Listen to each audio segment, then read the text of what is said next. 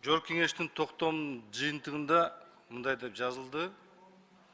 Өкмөт тарабынан көрүлүп жаткан иш-чаралар жыйынтыктарды алып келген жок деп Жогорку кеңештин токтомунда ушундай жазылды.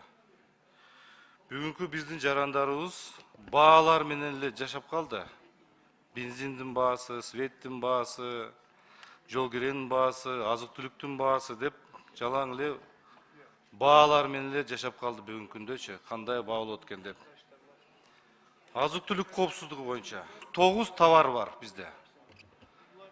9 товар. Ушул 9 товардын канчасы биз өзүбүздү камсыз кылабыз? 9 товардын ичинен биз өзүбүздү картофель, картошка, сүт, азыктар, мөмө жемиш, плодовый ягодный продукция биздики. И Картошка, мөмө жемиш дагы? Мөмө жемиш и сүт багытын. Сүт? Ооба, сүт азыктары. Нан жана нан азыктары. Баасы өстүбү?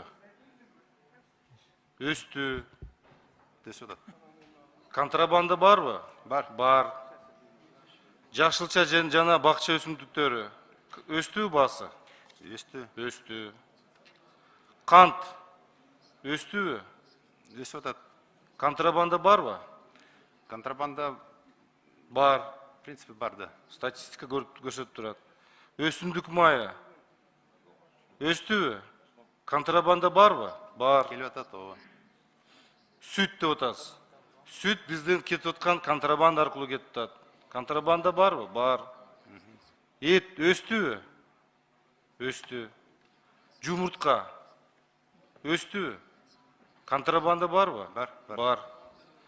Мына урматтуу коллегалар, биз 9 товарды өзүбүздү, 6 товарды өзүбүздү камсыз кылат экенбиз, бардыгы баасы өстү дагы контрабанда аркылуу келип атат.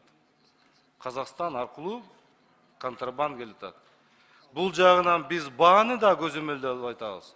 Экинчи жагынан биздин контрабанда аркылуу экономикабыз башка жака контрабандисттерге иштеп атат. Ошончо өкмөт, сиздер Госматрезерв менен жана Гумпомощь менен силер эч качан бааны көзөмөлдөй албайсыңар.